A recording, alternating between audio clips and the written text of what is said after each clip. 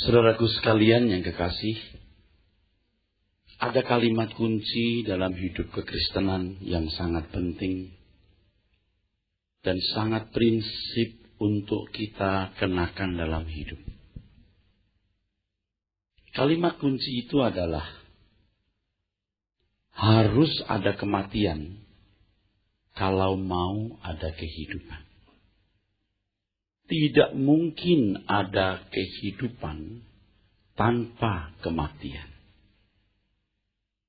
Kebenaran ini adalah kalimat lain dari kalau seseorang mau menjadi pengikut Yesus yang benar, Yesus yang sejati, ia harus hanya memfokuskan hidupnya pada usaha bagaimana memperagakan kehidupan anak-anak Allah seperti yang telah diperagakan Tuhan Yesus.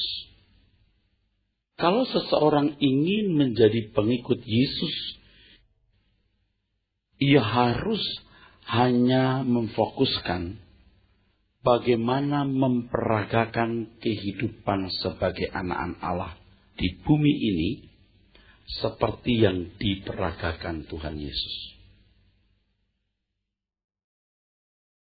Tekad ini, komitmen ini harus bulat. Fokusnya hanyalah bagaimana memperagakan kehidupan sebagai anak-anak Allah di bumi seperti yang diperagakan Tuhan Yesus.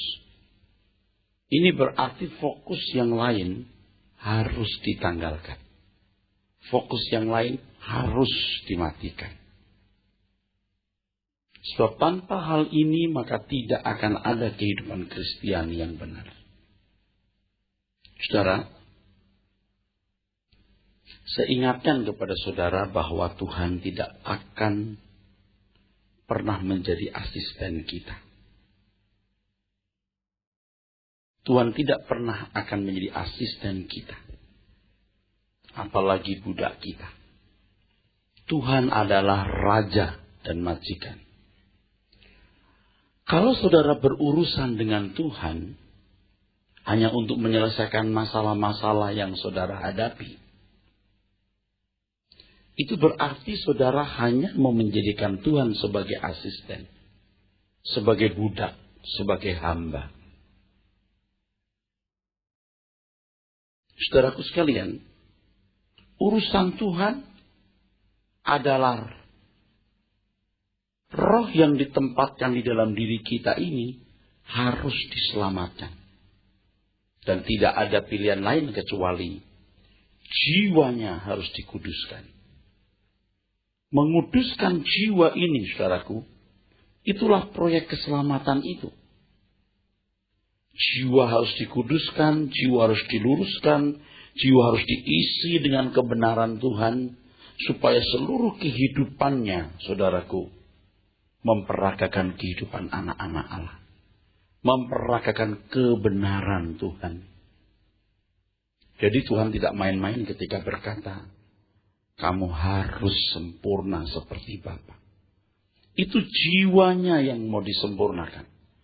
Sebab kalau jiwa tidak dikuduskan, jiwa tergiring ke neraka, maka roh Allah yang ditempatkan Allah dalam diri manusia, yaitu roh manusia itu, akan pasti terseret ke dalam api kekal.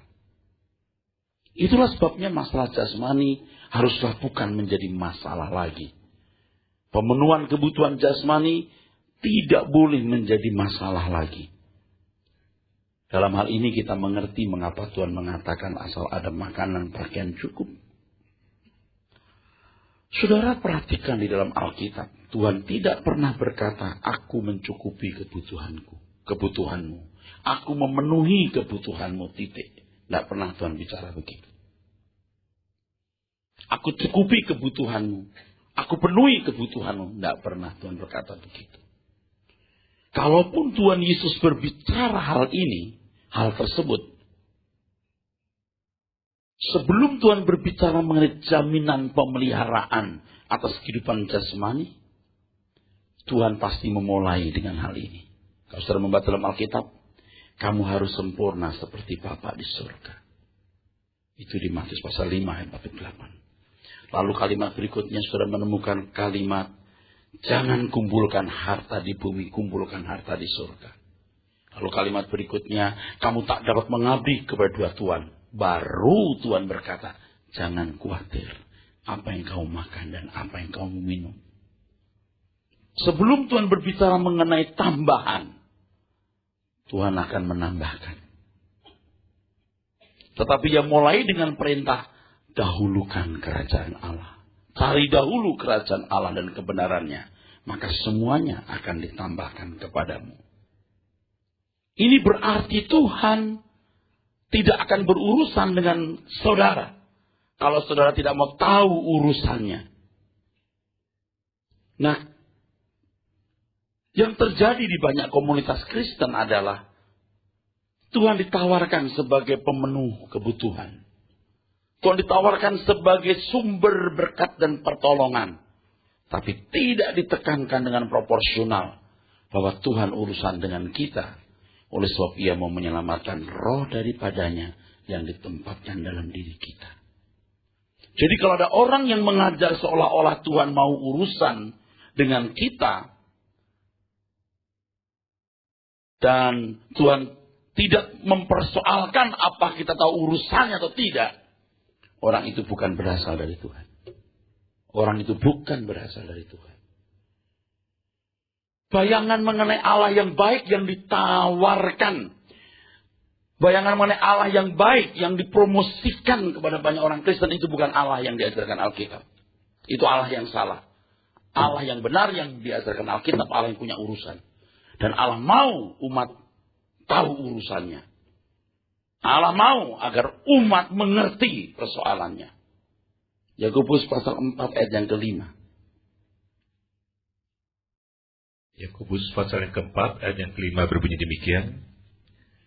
Janganlah kamu menyangka bahwa kitab suci tanpa alasan berkata, roh yang ditempatkan Allah di dalam diri kita diingininya dengan cemburu. Jadi bukan tanpa alasan kalau Alkitab berkata bahwa roh yang ditempatkan dalam diri kita diingini dengan cemburu.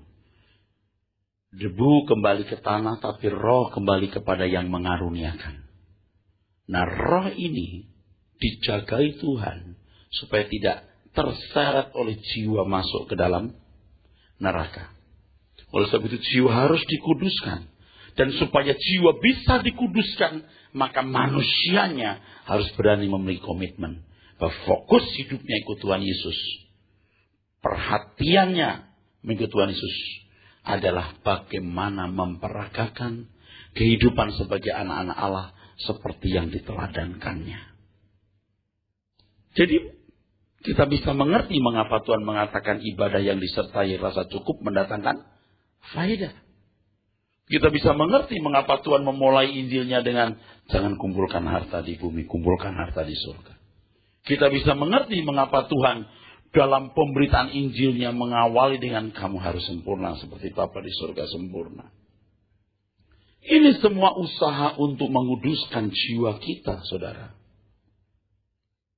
Dulu saya berharap bahwa kehidupan sebagai anak-anak Allah dapat dikembangkan dalam diri kita, sementara kita menjalani hidup ini secara wajar seperti orang lain. Tapi ternyata tidak bisa. Hidup yang berkualitas di dalam Tuhan hanya dikembangkan kalau seseorang menanggalkan segala belenggu kehidupan, yaitu beban dan dosa. Dan ini beratnya ikut Tuhan Yesus.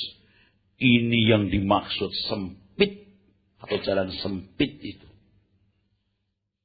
Di dalam Ibrani pasal yang ke-12, saudaraku. Ibrani pasal 12. Ayat yang pertama. Ayat yang pertama berbunyi demikian. Karena kita mempunyai banyak saksi, bagaikan awan yang mengelilingi kita, marilah kita menanggalkan semua beban dan dosa yang begitu merintangi kita, dan berlomba dengan tekun dalam perlombaan yang diwajibkan bagi kita. Saudaraku, perlombaan yang diwajibkan itu bukan menanggalkan beban dan dosa. Perlombaan yang diwajibkan bagi kita itu bukan menanggalkan beban dan dosa. Beban dan dosa tangnya yang kita masuk dalam perlombaan yang diwajibkan. Jadi sebenarnya jadi rumit. Dengan pernyataan ini jadi rumit. Perlombaan macam apa itu? Sehingga seseorang harus menanggalkan beban dan dosa. Nah, ringkasnya dulu saya beritahu bahwa perlombaan itu seperti yang dijelaskan di dalam Ibrani pasal sebelumnya, pasal 11. Adalah perlombaan untuk mewarisi kota yang memiliki dasar yang dibangun dan direncanakan oleh Allah sendiri. Bahwa saudara dan saya disetting Tuhan menjadi makhluk yang agung dengan hikmat-hikmat surgawi, dengan kecerdasan roh, dengan kebijaksanaan Allah untuk layak menjadi pangeran-pangeran dalam kerajaan surga dan memerintah bersama-sama dengan Tuhan Yesus. Itu pemahaman pengertiannya harus sempurna. Untuk itu seseorang tidak boleh dihambat dengan belenggu, beban dan dosa. Dosa itu hasrat-hasrat di dalam daging kita yang bertentangan dengan kesucian Tuhan. Dan beban itu adalah keterikatan kita dengan dunia. Nah, saudaraku sekalian, keterikatan seseorang dengan dunia itu akan nampak gejalanya dalam hidup setiap hari. Ada ibu-ibu Kristen yang karena uang 50.000 bisa bohong. Misalnya waktu belanja di satu toko, ibu ini bertanya kepada si penjaga toko, "Cik, berapa harga pakaian ini?" Si penjual berkata, 150.000. Si ibu ini demi supaya dapat memperoleh harga murah, dia berkata, "Cik, di sana dapat 100.000 kok." Demi 50.000 dia bohong. Ini kan belenggu terhadap belenggu di dalam jiwanya. 50.000 kok, you bohong sih. Dan kadang-kadang di kalangan orang-orang Kristen, bahkan para aktivis gereja, bahkan di antaranya pendeta, satu kali menginap di satu tempat. Ini ada banyak orang, saudara. Setiap kamar dapat voucher makan pagi breakfast 2 orang. Padahal jumlah orang melebihi, jumlah orang itu, saudaraku sekalian, lebih dari jumlah kamar yang memadai untuk menerima voucher. Satu kamar mesti 2 jatahnya. Tapi satu kamar ada 4 orang, ada 3 orang. Bisa-bisanya loh aktivis itu berkata, masuk dulu, nanti kita nyusul. Ya, berapa sih untuk breakfast? Kalau ndak mau, ya ndak usah. Saya berkata, ayo bayar. Nggak usah kita makan buah dikit doang. Kita hanya nasi goreng sedikit dan mie kok, nggak usah. Mereka masuk dengan cara yang licik. Saya datang ke counter, ada penjaganya di situ. Saya berkata, orang-orang itu kebanyakan loh. Itu lebih tuh. Oh ya Pak, iya. Saya bayar lebihnya. Berapa satu orang? Breakfast di sini 96.000. Lumayan besar. 96.000. Ini hotel lumayan bagus. Ya udah, saya bayar. Saya kasih tip dia. Beberapa hari tinggal di situ kan. Besoknya saya bilang, yang kemarin. Iya Pak, udah tahu. Orang-orang ini pikir semua bisa nyolong dengan aman. Padahal saya yang dirongrong. Karena di antara mereka ada keluarga saya. Padahal keluarga saya sudah tidak perlu tambahan. Iya, yuk makan sedikit buah mungkin atau breakfast, sedikit nasi goreng. Tetapi kursi yang Anda duduk itu kan ada harganya. You duduk, you dituangi teh atau kopi, itu ada harganya. Jangan berkata, teh begini mah di rumah gak sampai 5.000. Gak begitu ngitungnya. Yang begini, bagaimana mau dapat hikmat surgawi, kebijaksanaan Allah? Bagaimana orang seperti ini memperagakan kehidupan anak-anak Allah? Bangsawan surgawi, aristokrat surgawi. Orang-orang Kristen seperti ini namanya kampungan. Dulu satu kali kita pergi ke satu pusat rekreasi. Anak saya umur 9 tahun 6 bulan kalau tidak salah. Lalu pada waktu masuk ada yang teriak begini. Itu udah yang ini termasuk anak-anak aja. Ditunjuk itu anak saya. Saya bilang, ini sudah umur 9 tahun lebih. Oh nggak kelihatan, kecil. Kalau sampai di loket saya bilang, Mbak yang ini sudah lebih 9 tahun. Yang bayar di loket ngeliatin saya begini. Saya agak melotot. 6 bulan itu mahal harganya tahu. Saya udah piara dia 6 bulan lebih, lo nggak akui gimana? Lalu demi 30 ribuan gitu. Demi 30 ribu bohong. Saya perhatikan. Satu kelompok orang-orang Kristen masuk Ancol. Terus ada yang teriak gini. Anak kecil sembunyi di bawah jok mobil. Jadi anak-anak pada nyelip di bawah jok mobil seperti anak-anak babi. Kelihatan punggungnya gitu. Saya goda-goda itu. Kenapa uang 50-40 ribu kok mesti bohong? Nah yang model begini ini kalau masih saudara lakukan. Itu kan kampungan saudara. Ini contoh kecil, belum contoh-contoh lain yang lebih besar. Satu malam jam 12 lewat atau tengah malam, setelah saya ngupek-ngupek kota Surabaya untuk mendapatkan tiket pesawat untuk pulang segera besok pagi. Nggak dapat. Lemes saya. Lemes, kesel, agak kecewa. Saya waktu masuk lobi, saya langsung masuk ke lift. Begitu saya masuk lift, buru-buru ada wanita masuk lift juga. Lalu seluruh ruangan lift bau wangi. Hadiratnya itu memenuhi ruangan lift itu. Saya pencet, saya punya tombol. Pas saya masih ingat. Saya pencet satu tombol lantai saya. Tapi dia nggak mencet. Nah kita kan yang dekat dengan nomor lift kan tanya. Nomor berapa Anda? Jawabnya gini. Masas.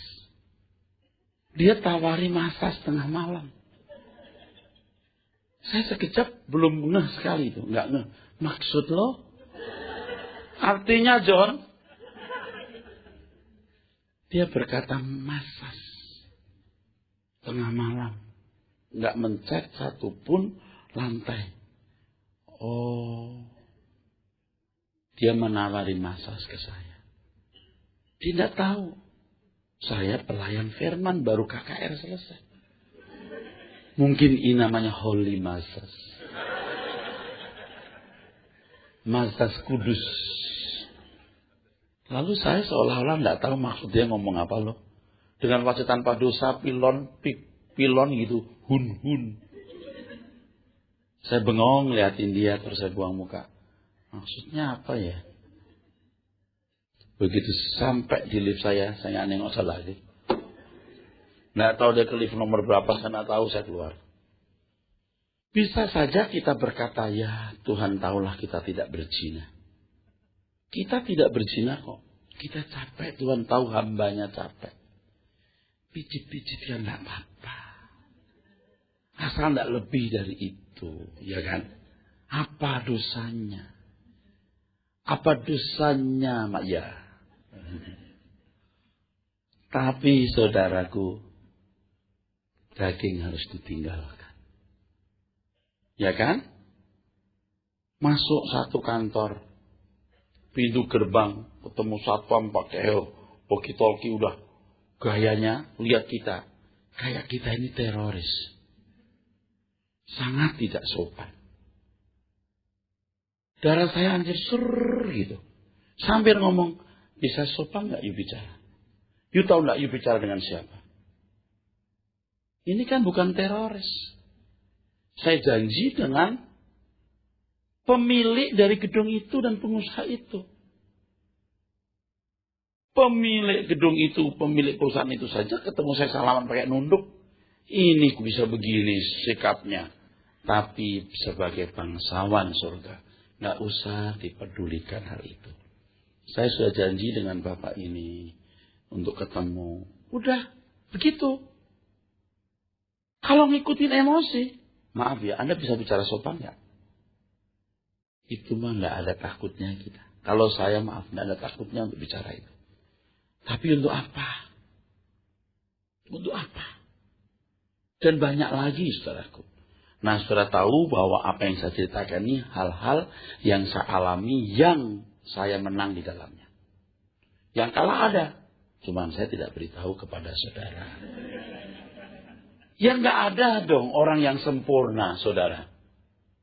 Nah, diharapkan selalu menang seperti ini. Kalau pas giliran kita lagi tidak fit imannya, di jalan ketemu orang songong, kita bisa buka pintu lah, ya keluar mata kita. Itu kan salah. Nah, kita belajar untuk menyalipkan daging dengan segala hawa nafsunya. Oleh sebab itu di Lukas 14 ayat 33, Alkitab berkata, barang siapa tidak melepaskan dirinya dari segala miliknya, tak dapat jadi muridku. Melepaskan diri dulu baru jadi murid. Bukan jadi murid lalu melepaskan diri. Jadi perlombaan yang diwajibkan itu bagaimana mengembangkan diri, memilih hikmat-hikmat surgawi, kebijaksanaan Allah yang pantas dimiliki pangeran-pangeran kerajaan surga. Nah, saudaraku, di Injil Matius pasal 19 terdapat satu cerita. Ada seorang datang kepada Tuhan Yesus dan berkata, Tuhan, aku ini ingin hidup yang berkualitas tinggi, gimana? Tuhan Yesus menunjukkan cara untuk memiliki hidup yang berkualitas. Bermoral baik. Hormati orang tuamu. Jangan membunuh, jangan berzina, jangan mencuri. Dan seterusnya. Orang ini rupanya orang beragama yang baik, yang santun. Pria ini berkata, semua telah saya lakukan sejak saya muda. Coba. Orang sebaik ini moralnya. Moral yang baik. Tidak melawan orang tua, menghormati orang tua.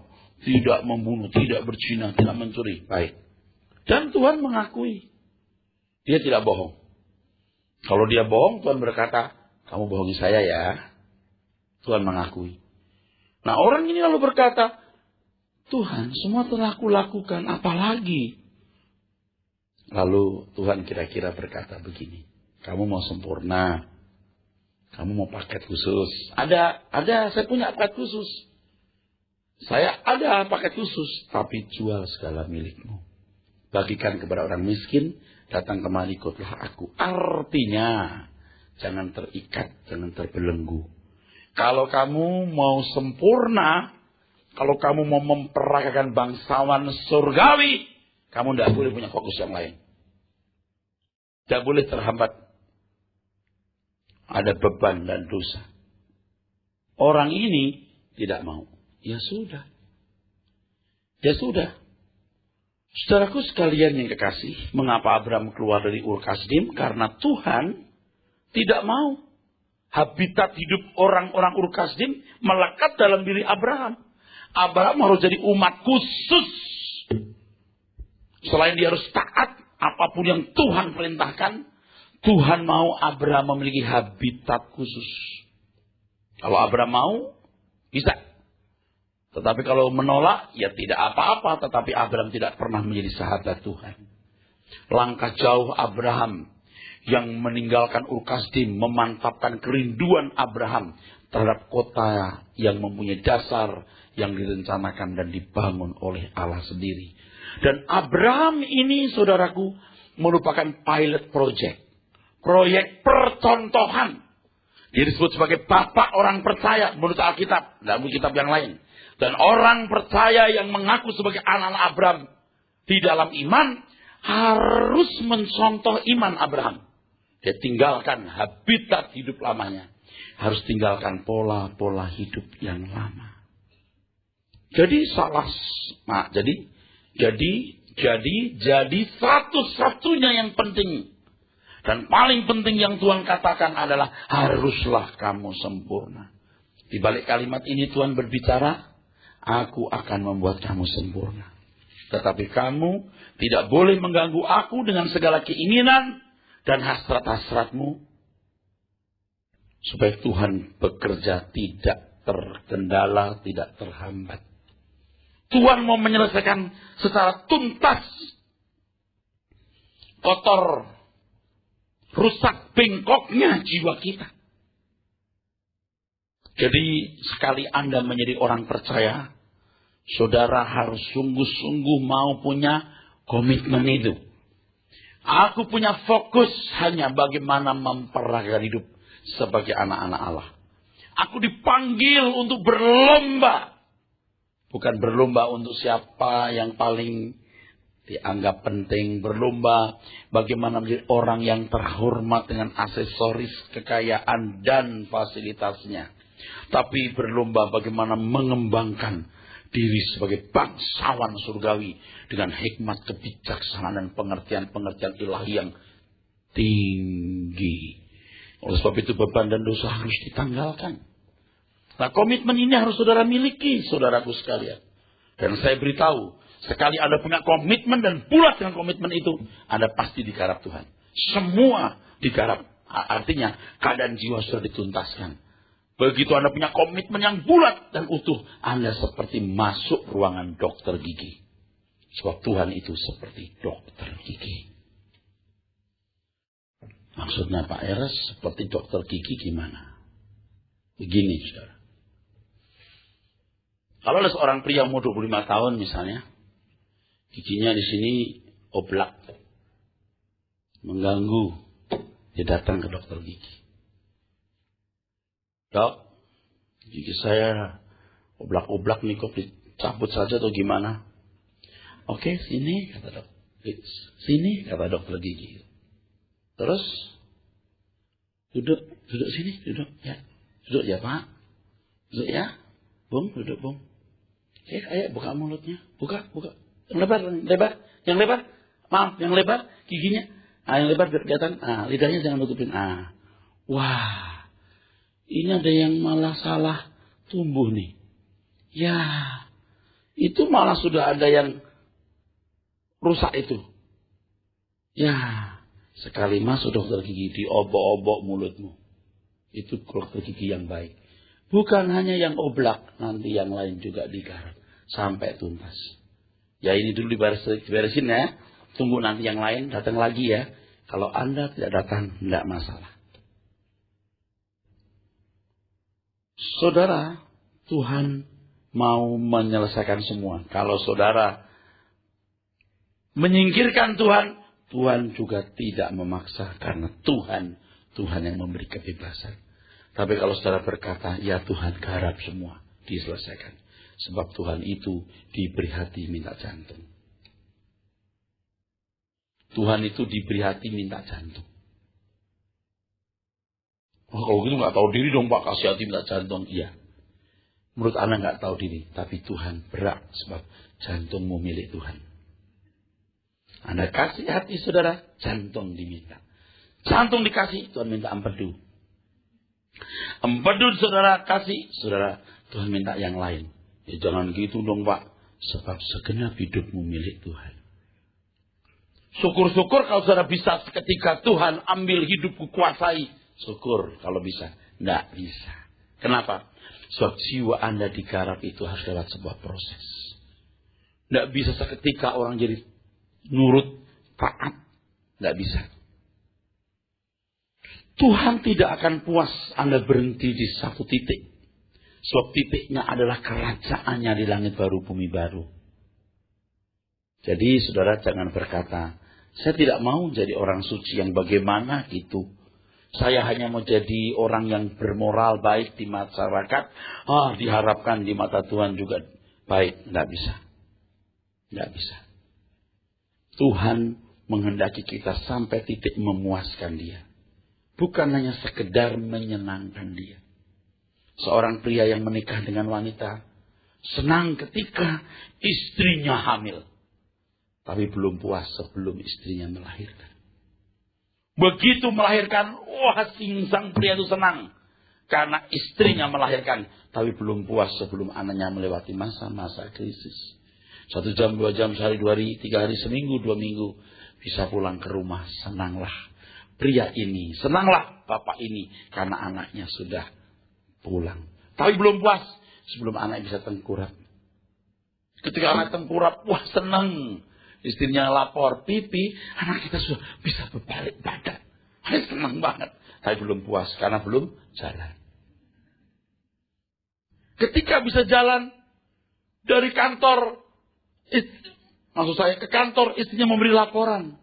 Pi, ini si Upi udah jalan. Wah, suami senang ingin segera pulang. Mestinya sore itu ada briefing. Langsung dibatalkan. Briefing dibatalkan berhubung ada suatu kejadian luar biasa. Anakku jalan. Senang tapi belum puas. Karena anaknya belum dewasa dan matang. Jangan berhenti di satu titik. Jangan hanya membuat Tuhan senang. Tapi Tuhan buat puas. Buatlah Tuhan puas. Dan puas Tuhan adalah ketika saudara bertumbuh dan makin mengembangkan karakter surgawi yang memang telah dipersiapkan segala potensinya. Sehingga saudara menjadi makin seperti Yesus yang agung. Saudaraku sekalian yang kekasih, ingat, Tuhan mau saudara berurusan dengan Dia karena hal ini. Jangan saudara berurusan dengan Tuhan dengan hal lain. Tuhan tidak menghendaki itu. Tuhan menghendaki saudara berurusan dengan Dia, saudaraku, di dalam proyeknya. Tuhan akan membuat kesempurnaan yang mutlak atas hidup kita. Kesempurnaan yang absolut. Maka Tuhan juga menuntut penyelesaian secara total, penyerahan secara absolut juga. Tidak usah nunggu lihat api kekal yang mengerikan. Jangan menunggu lihat surga penuh kemuliaan. Baru saudara berkata, aku mau submit. Ya. Total submission. Total submission. Aku mau total submission. Aku mau menyerah total, absolut. Jangan nunggu lihat api kekal baru rela memiliki penyerahan total. Jangan nunggu, saudaraku, melihat kemuliaan surgawi baru. Aku bersedia. So, kalau saudara nunggu, baru saudara bersedia nanti, saudara pasti dalam stadium yang terlambat. Anda terlambat. Jadi kekristenan itu bukan penyerahan diri kepada kewajiban-kewajiban. Kekristenan bukan penyerahan diri kepada aturan-aturan. Kekristenan bukan penyerahan diri kepada kewajiban melakukan liturgi, seremonial gereja atau kebaktian. Kekristenan adalah penyerahan diri terhadap Tuhan sepenuh-penuhnya. Nah, fokus ini harus itu. Mungkin Anda berkata, Pak, apa bisa kita hidup normal dengan cara demikian? Justru itu yang normal. Ketika saudara fokus bagaimana memperagakan sebagai anak-anak Allah seperti yang diperagakan Tuhan Yesus, Anda pasti giat bekerja. Anda pasti jujur. Anda pasti bertanggung jawab. Pasti mencintai keluarga, menghormati orang tua, membalas kebaikan mama, papa, dan seterusnya. Pasti. Anda pasti tidak akan dipermalukan. Dan Anda tidak akan mempermalukan, saudaraku sekalian. Ini yang saudara-saudara sekalian harus pahami. Ini yang saudara-saudara sekalian harus tahu, saudaraku sekalian. Coba kita lihat di dalam Matius tadi. Matius pasal yang ke-5. Ayat yang ke-48. Matius pasal 5 ayat 48, saudaraku sekalian. Berbunyi demikian. Karena itu, haruslah kamu sempurna. Sama seperti Bapakmu yang di sorga adalah sempurna. Harus. Saya mau nanya, mutlak enggak saudara? Kalimat ini mutlak enggak? Mutlak enggak? Mutlak. Tapi begitu Anda mendengar kata sempurna, udah takut. Emang lu bukan burung, lu ayam. Maksudmu, John, artinya, kalau burung, saudaraku, itu terbang. Kalau ayam biar besar kagak bisa terbang. Kais-kais cari cacing. Ini loh saudaraku sekalian. Saudara, telur elang itu, telur raja wali jenisnya itu untuk menjadi burung, tidak gampang.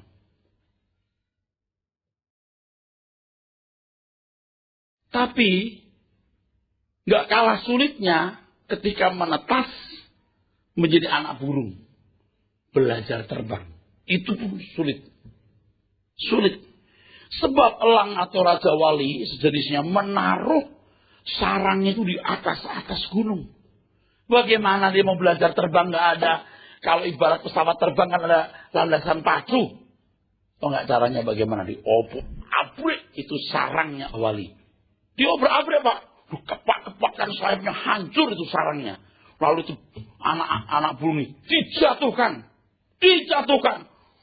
Nah, itu bisa dibayangkan kalau manusia itu bagaimana. Tapi sebelum menyentuh tanah atau sebelum menyentuh tebing, disambar oleh biangnya, induknya, dibawa terbang. Senang kan? Lepaskan di luar. Sulit, saudara. Anak burung itu belajar terbang itu sulit. Tapi lebih sulit kalau telur belajar terbang. Artinya, saudara harus menetas dulu baru belajar terbang. Kalau saudara masih keduniawian, keterikatan dengan perkara-perkara dunia, sorry ya, Anda memang tidak bakat. You masih ayam. Tuhan mau kita bukan hanya jadi kepompong yang dihiasi. Tapi Tuhan mau kita jadi kupu-kupu. Metamorfosis. Dan itu bisa kalau Anda punya komitmen. Aku mau. Aku bersedia. Nah, di situ komitmen ini merubah saudara. Di sini Tuhan tidak bisa paksa. Ini wilayah saudara. Oleh sebab itu pemberitaan firman Tuhan itu harus mengarahkan saudara kepada hal tersebut. Jangan diarahkan kepada Allah yang baik. Yang memberkati usahamu, pekerjaanmu, memulihkan usahamu. Rumah tanggamu, anak-anakmu diberkati. Engkau berkemenangan. Itu Tuhan yang jahat.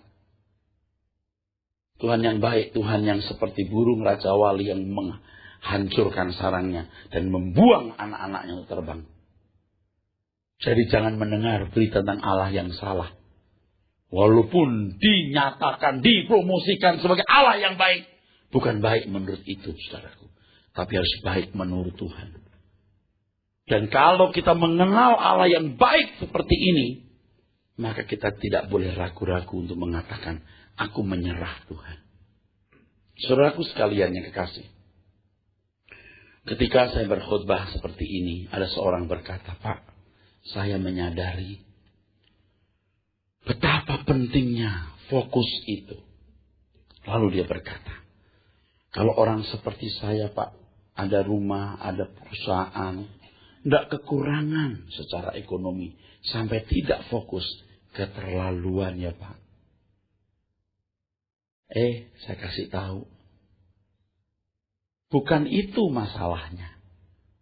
Fokusnya itu bukan itu maksudnya. Kalau orang tidak punya uang, tidak berduit, tidak punya perusahaan, pegawai rendahan dengan gaji kecil. Bukan berarti kurang fokus. Dia juga bisa fokus. Maksudnya fokus ini adalah bagaimana firman yang dipelajari di gereja, di pendalaman Alkitab, di buku, di renungan harian yang baik itu, yang bagai peta itu, dilaksanakan dalam kehidupan setiap hari. Fokusnya itu di situ loh. Bukan, ya saya sudah punya pekerjaan, saya sudah punya bisnis, saya punya rumah tangga, punya rumah yang baik, jadi punya fokus. Bukan itu, salah. Fokusnya bukan di situ. Fokusnya adalah bagaimana kebenaran firman diperagakan dalam kehidupan. Dan saya ingatkan, orang miskin lebih gampang masuk surga dibanding you orang kaya. Saya bilang gitu loh. Daripada you. Karena masalahnya di keterikatan batin, keterikatan jiwa dan kekayaan. Bukan pada soal yang lain. Baru dia mengerti. Fokusnya itu bukan banyak waktu bisa ke gereja, banyak waktu bisa aktif di pelayanan. Bukan. Fokusnya adalah bagaimana firman kebenaran Tuhan yang saudara pelajari bagai peta itu, saudara kenakan dalam hidup. Itu fokusnya. Saudara jangan sogok Tuhan ya. Artinya begini loh. Ya sudah nggak punya masalah hidup. Sudah cukup semuanya. Ya sudah sepenuh waktulah kita aktif di gereja. Nggak bisa disogok dari itu Tuhan. You rajin ke gereja tiap harimu menghadapi pembantu, menghadapi pegawai, menghadapi tetangga, menghadapi orang tua. Bener nggak? Peragaannya itu waktu hidup setiap hari itu loh. Dan itu orang kaya yang maunya terhormat, jangan penting, itu yang sulit sebenarnya. Bukan salah loh kalau saudara punya waktu banyak untuk aktif di gereja. Kalau Anda punya panggilan untuk itu, wah silakan. Anda harus penuhi panggilan itu. Fokusnya di sini adalah bagaimana memperagakan kebenaran-kebenaran yang Anda pelajari di dalam hidup setiap hari. Di situ Anda tunjukkan kelas saudara. Amin.